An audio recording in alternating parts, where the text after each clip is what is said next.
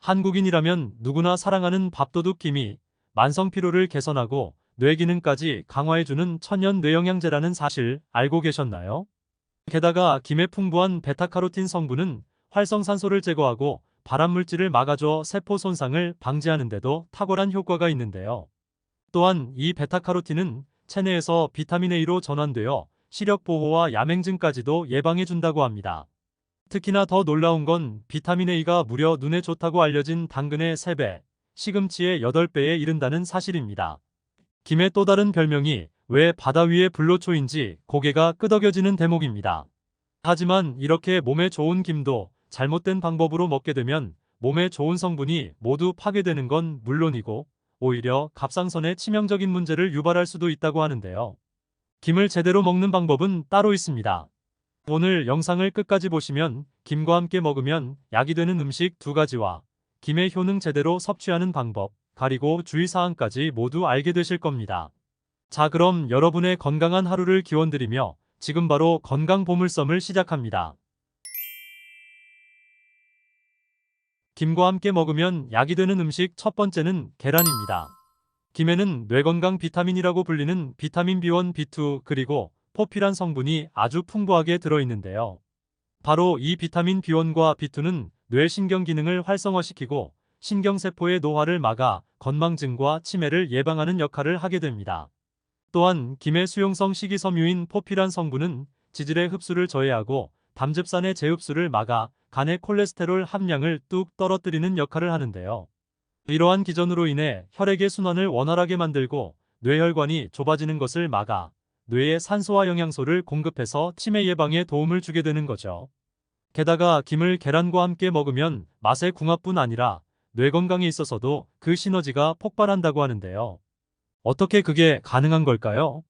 그건 바로 김이 뇌신경을 활성화시키고 뇌 혈류를 원활하게 할 때 계란 노른자에 가득한 콜린 성분은 뇌신경 전달 물질인 아세틸콜린에 영향을 듬뿍 제공해 인지 능력을 강화해주기 때문이죠.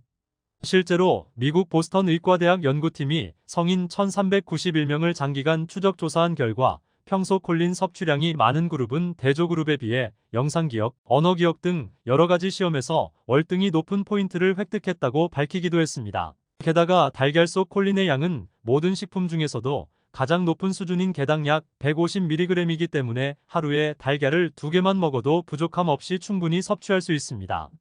결국 계란이 전반적으로 뇌 기능을 상승시켜주고 김이 뇌신경의 속도를 빠르게 하니 최고의 궁합이 되는 것입니다. 이뿐만 아니라 김은 계란에 부족한 비타민C를 채워주고 계란은 김에 부족한 비타민D를 보충해주죠. 게다가 계란과 김은 기미와 검버섯에도 도움을 주고 오메가3 지방산도 풍부해서 무릎 통증과 관절 건강에도 효능이 있습니다. 그래서 아침 식사로 김과 삶은 계란을 함께 먹는다면 치매 예방뿐 아니라 눈 건강, 피부 건강, 관절 건강까지 모두 챙기실 수 있으실 겁니다. 그런데 혹시 김을 굽게 되면 영양 성분이 더욱 풍부해진다는 사실 알고 계셨나요? 마른 김에 열을 가하면 김의 단단한 분자가 쪼개져서 비타민 B2와 비타민 C 성분은 더욱 증가하게 됩니다. 즉, 각종 비타민의 용출이 더 용이해져서 혈관 건강에 좋은 성분이 더욱 많이 늘어나게 되는 거죠.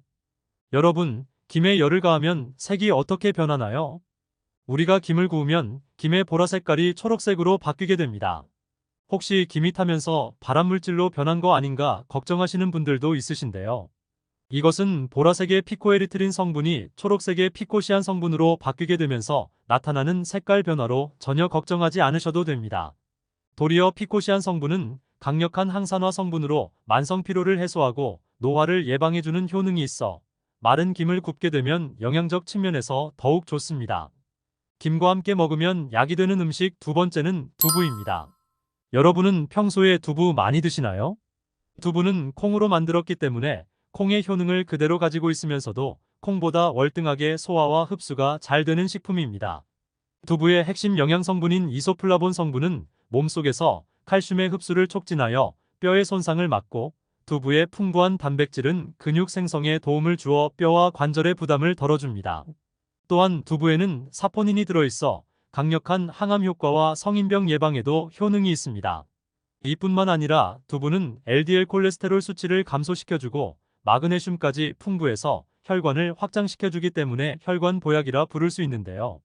이처럼 두부는 나이 들수록 가까이 두고 매일 챙겨 드셔야 하는 선택이 아닌 필수 식단이라 할 수 있습니다. 하지만 이렇게 좋은 두부에도 우리가 반드시 주의해야 하는 단점이 있습니다. 두부 같은 콩에 풍부한 사포닌을 많이 섭취하게 되면 체내 요오드가 몸 밖으로 배출되어 도리어 요오드 부족 현상이 나타날 수 있다는 거죠. 만약 체내 요오드가 부족해지면 갑상선 호르몬이 원활하게 분비되지 않아 체중이 늘고 만성 피로나 탈모가 심해지고 심지어 치매 증상까지 일어날 수 있습니다. 더욱 심각한 문제는 이러한 요오드 부족이 갑상선 기능 저하증이 있거나 갑상선에 문제가 있으신 분들에게는 치명적이라는 겁니다. 그래서 두부만 많이 먹었을 때 발생되는 요오드의 손실분을 김 같은 해조류의 풍부한 요오드로 균형을 맞춰주는 게 무엇보다 중요합니다.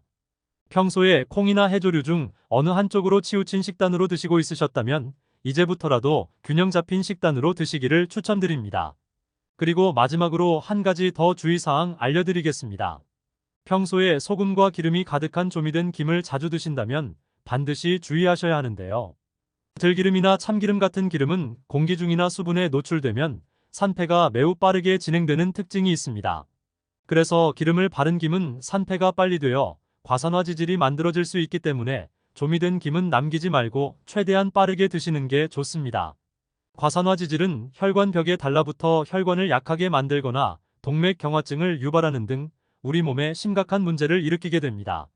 가급적 조미김보다는 마른 김을 기름과 소금을 첨가하지 말고 그냥 구워서 드시면 더 좋다는 것까지 마지막으로 꼭 기억해 주세요.